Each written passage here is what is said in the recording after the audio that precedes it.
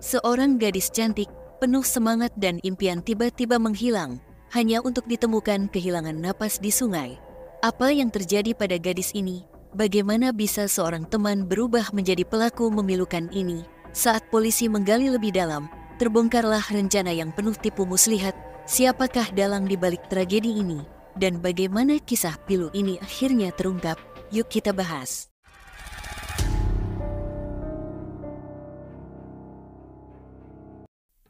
Saya perkenalkan Anda seorang gadis muda bernama Indah Fitriani yang berusia 22 tahun, berasal dari keluarga yang sangat sederhana. Ia merupakan anak ketiga dari 7 bersaudara.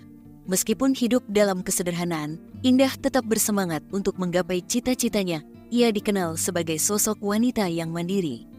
Setelah lulus dari SMK, Indah berhasil mendapatkan beasiswa dan melanjutkan pendidikan di salah satu universitas di Cirebon. Namun, Indah menyadari bahwa kondisi ekonomi keluarganya sangat sederhana, sehingga ia memutuskan untuk bekerja sambil kuliah. Ia bekerja di pabrik roti di daerah Majalengka dan telah 1 tahun bekerja di sana. Dari penghasilannya, Indah dapat mencukupi kebutuhan sehari-harinya. Selama ini, Indah selalu pergi bersama temannya baik saat bekerja maupun kuliah. Pada hari Kamis, tanggal 2 Mei tahun 2024, bibi Indah yang bernama Siti Sih, 33 tahun, menerima notifikasi panggilan telepon dari Indah. Namun tidak terjawab karena bibinya tidak memiliki paket data untuk menghubungi balik.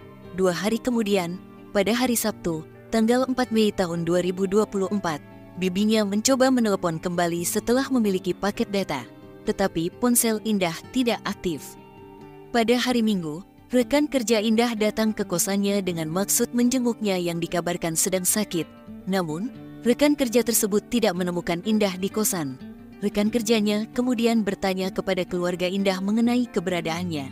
Kakak Indah yang mengetahui bahwa adiknya sedang sakit merasa aneh dengan pertanyaan tersebut, karena keluarga yakin bahwa Indah masih berada di kosannya.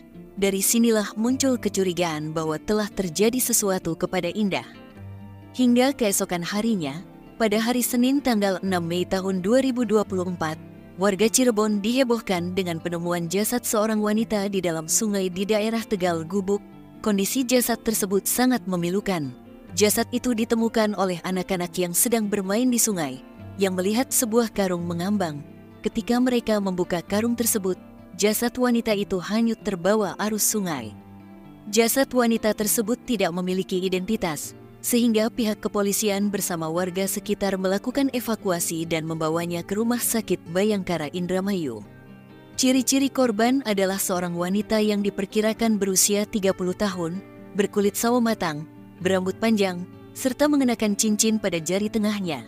Dari ciri-ciri tersebut, salah satu rekan kerja Indah mengenali dan segera memberitahu keluarga Indah, mengingat Indah sudah tidak ada kabar dan ada kekhawatiran bahwa jasad tersebut adalah Indah.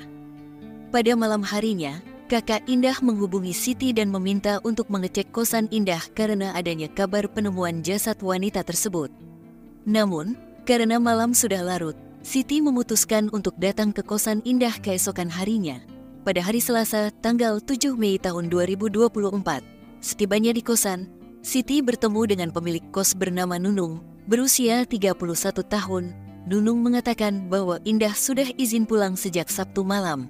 Nunung juga menunjukkan status Indah berupa tangkapan layar percakapan antara Indah dan atasannya yang meminta izin untuk tidak bekerja karena sakit lambung. Nunung pun sempat menanyakan kondisi Indah pada hari Sabtu malam sekitar pukul jam 7 malam.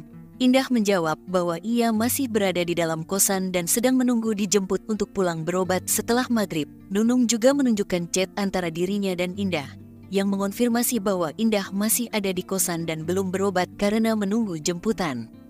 Siti kemudian mengecek kamar Indah dan menemukan bahwa Indah tidak ada di sana.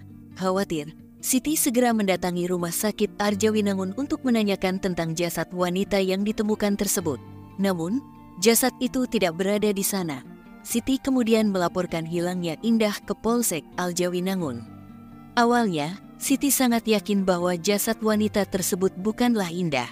Namun, hatinya hancur saat polisi menunjukkan foto jasad itu. Meskipun wajahnya sulit dikenali, Perawakan dan cincin pada jarinya membuat Siti yakin bahwa itu adalah cincin milik Indah. Demi memastikan, keluarga dibawa ke rumah sakit Bayangkara untuk melihat langsung jasad tersebut. Di kamar jenazah, keluarga mengenali jasad tersebut sebagai Indah Fitriani yang hilang. Dari hasil pemeriksaan forensik, jasad tersebut diperkirakan baru beberapa hari meninggal dunia karena saat ditemukan belum mengeluarkan aroma tidak sedap. Selain itu, ditemukan luka lebam pada mata dan luka robek di bagian belakang kepala korban. Dengan terungkapnya identitas korban, pihak kepolisian segera bergerak untuk menggali informasi dari beberapa saksi terkait kematian Indah. Dari beberapa keterangan saksi, diketahui bahwa Indah telah hilang kontak selama 5 hari. Polisi mulai memusatkan penyelidikan pada seorang pria yang diduga terakhir bersama Indah, yang diduga menjemputnya di kosan saat ia sedang sakit. Tubuh Indah pun telah diserahkan kepada keluarga dan disemayamkan di kampung halamannya. Sementara itu, pihak keluarga sangat berharap polisi segera mengungkap kasus ini dan menangkap pelaku. Permintaan keluarga tersebut ditanggapi oleh Kasat Reskrim Polres Kota Cirebon, Kompol Hari Parsetyo, yang mengatakan jajaran kepolisian sedang berupaya melakukan pengejaran. Pihak kepolisian bergerak cepat untuk mengungkap kasus tersebut. Dari serangkaian penyelidikan, polisi berhasil mengantongi identitas pelaku. Setelah melakukan pelacakan, mereka berhasil mengetahui posisi terduga pelaku dan bergerak menuju lokasi tersebut. Polisi berhasil menangkap seorang pria bernama Chandra, berusia 23 tahun, di Kecamatan Anjatan, Kabupaten Indramayu. Dari pengembangan kasus, diketahui masih ada satu orang lagi yang terlibat. Polisi kemudian berhasil menangkap Fahmi, berusia 21 tahun, di Kecamatan Susukan, Kabupaten Cirebon, pada hari Jumat, tanggal 10 Mei tahun 2024, pukul 3 dini hari. Namun, saat penangkapan, kedua pelaku berusaha melarikan diri sehingga polisi mengedor kaki mereka.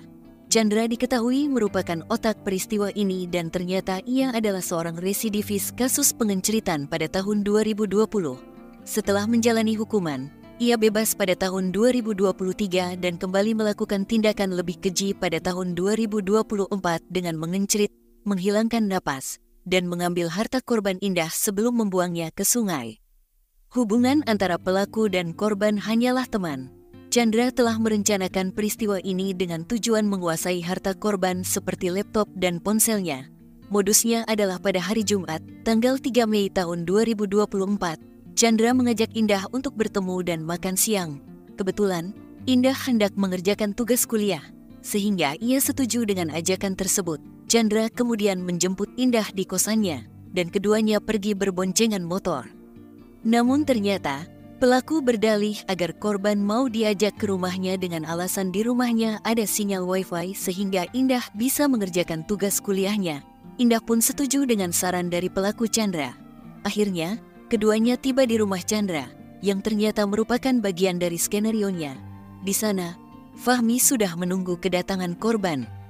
Saat korban diminta masuk ke dalam kamar untuk mengerjakan tugas kuliahnya, tanpa basa-basi kepala memojokkan Indah, dengan teganya mengencit Indah secara bergiliran.